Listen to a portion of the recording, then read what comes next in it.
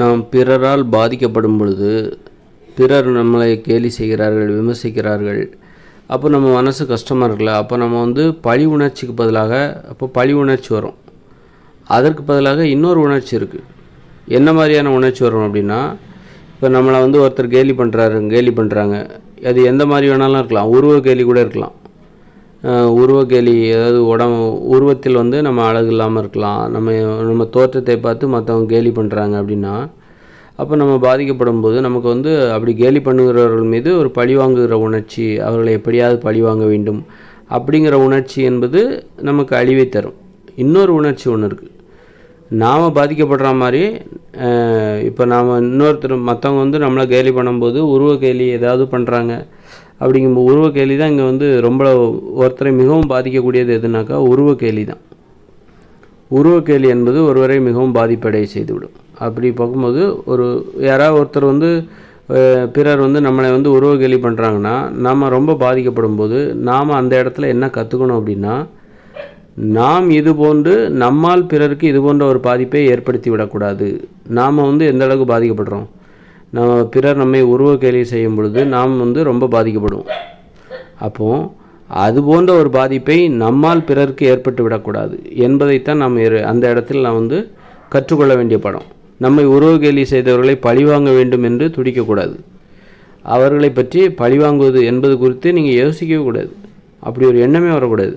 அதே நேரத்தில் நாம் மற்றவர்கள் உருவ கேலி செய்யும் பொழுது நமக்கு எந்த அளவுக்கு பாதிப்பு ஏற்பட்டுச்சு, நம்ம மனசில் எந்த அளவுக்கு வேதனைப்பட்டோம், அதுபோன்ற ஒரு வேதனையை மற்றவர்களுக்கு நாம் கொடுத்து விடக்கூடாது. மற்றவர்களை நாம் உருவ கேலி எதுவும் செய்து விடக்கூடாது. மற்றவர்களுக்கு மரியாதை கொடுக்க பழகிக்கொள்ள வேண்டும். மற்றவர்களுடைய உணர்வுகளை புரிந்து கொண்டு மற்றவர்களுக்கு மரியாதை கொடுக்க வேண்டும், மற்றவர்களுக்கு மதிப்பு கொடுக்க வேண்டும், பெரியவர்களிடம் பணிவாக நடந்து கொள்ள வேண்டும், பிறரிடம் தன்மையாக பேச வேண்டும், பிறர் மனம் நோகும்படி பிறரிடம் வெறுப்பாக பேசக்கூடாது. இதைத்தான் நாம் கற்றுக்கொள்ள வேண்டும்.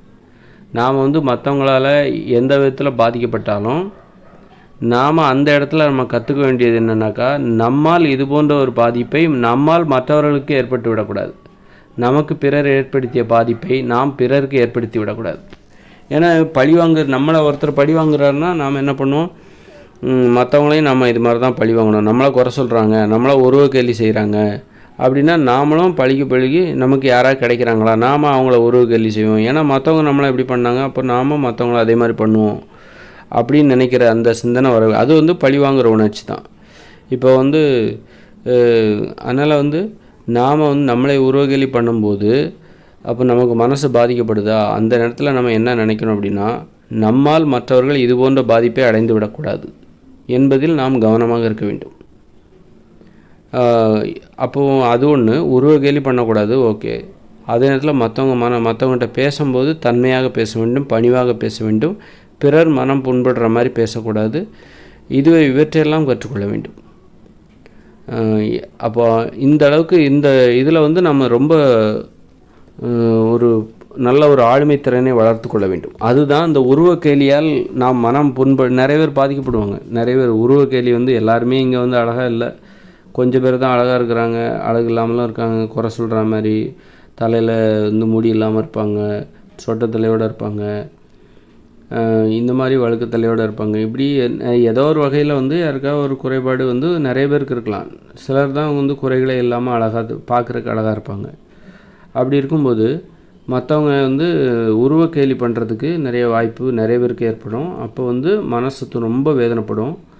அப்படி வேதனைப்படும் போது நம்மளை உருவ கேலி பண்ணுறவங்கள நம்ம பழி வாங்கணும்னு நினைக்கிறோம்ல, அது எப்படி பழி வாங்கணுன்னாக்கா, அந்த உணர்ச்சியை நாம் எப்படி கட்டுப்படுத்துவது, அது தவறு, பழி வாங்கவே கூடாது. அது தீர்வே கிடையாது, அந்த பிரச்சனைக்கு தீர்வே கிடையாது. ஏன்னா எல்லாருக்குமே வயசாகும், முதுமை இன்னும் நமது உருவத்தை முற்றிலும் மாற்றிவிடும். முதுமைன்னு ஒன்று இருக்குது.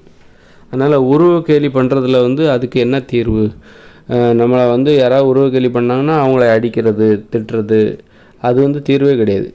ஏன்னா அப்புறம் நம்ம எல்லாத்துக்கும் முதுமைங்கிறது வரப்போகுது. முதுமையின் போது முதுமையும் எல்லோரும் குறை சொல்லுவாங்க, திட்டுவாங்க, முதுமையை காரணம் காட்டி கேலி பண்ணுவாங்க. கண்டிப்பாக எல்லாருக்குமே முதுமை வரும். அந்த முதுமையை சுட்டி காட்டி கேலி பண்ணுவாங்க. அதெல்லாம் முதுமை காலத்தில் வந்து இந்த உருவக்கேலி என்பது ரொம்ப சகஜமாயிடும். அந்த உருவக்கேலியை வந்து முதுமை காலத்தில் நாம் எதிர்கொள்ள வேண்டிய மிக முக்கியமான ஒரு பிரச்சனை. முதியவர்கள் அனைவருமே இந்த உருவக்கேலியை வந்து எதிர்கொள்வார்கள். ஒரு வயசான ஒரு பெண்மணியை கிழவின்னுவாங்க. வயசான ஒரு ஆணை வந்து கிழட்டு பையிலே தாத்தா அப்படி ஏதோ ஒன்று சொல்லுவாங்கன்னு, கிழவன் அப்படி இப்படின்னு சொல்லிட்டு ஏதோ சொல்லுவாங்க. அப்போது முதுமையில் வந்து உருவக்கேலி என்பது அனைவரும் சந்திக்கக்கூடிய ஒரு பிரச்சனை.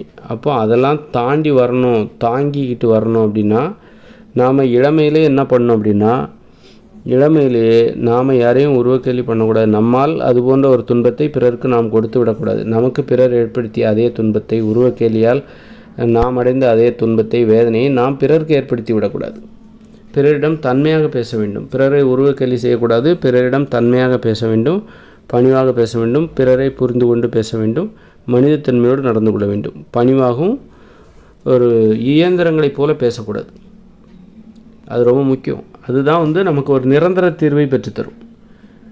இந்த பண்பை மட்டும் நம்ம வளர்த்துக்கிட்டே போனோம்னு வச்சுக்கோங்களேன், யாரையும் நீங்கள் உருவக்கேலி பண்ணுறது கிடையாது. அதே நேரத்தில் மற்றவங்கள்ட்ட பேசும்போது பணிவாக பேசுகிறீங்க, தன்மையாக பேசுகிறீங்க, அமைதியாக பேசுகிறீங்க, பிறரை புரிந்து கொண்டு பேசுகிறீங்க, நிதானம் தவறாமல் பேசுகிறீர்கள் அப்படின்னு வச்சுக்கோங்களேன்.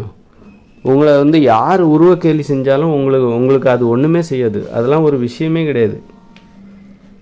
அதனால் வந்து உருவக்கேலியால் ஏற்படுகிற அவமானம்லாம் சாதாரண விஷயந்தான். நீங்கள் எப்போ தெரியுமா, நீங்கள் மற்றவங்கள்ட்ட வந்து பண்புடன் பேசும்போது, மனிதத்தன்மையுடன் பேசும் பொழுது, பிறரது உணர்வுகளை புரிந்து கொண்டு பேசும் பொழுது, பிறர் உங்களை உருவக்கேலி செய்தால் அது பற்றி உங்களுக்கு எந்த பாதிப்பும் ஏற்படாது.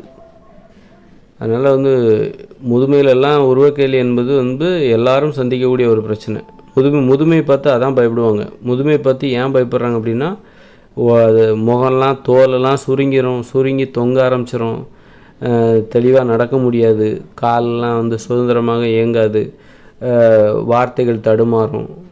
அந்த காலத்தில் வந்து மற்றவங்க ஏதாவது உருவக்கேலி செய்வாங்க, கிளவிம்பாங்க, கிளவேம்பாங்க.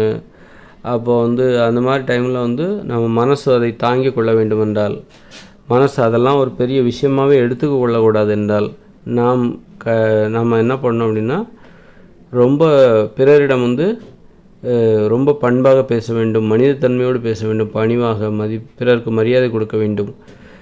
பிறரை உருவக்கேலி நாம் அடைந்த அந்த துன்பத்தை நம்மால் பிறருக்கு ஏற்பட்டு விடக்கூடாது என்பதில் விழிப்புணர்வோடு இருக்க வேண்டும்.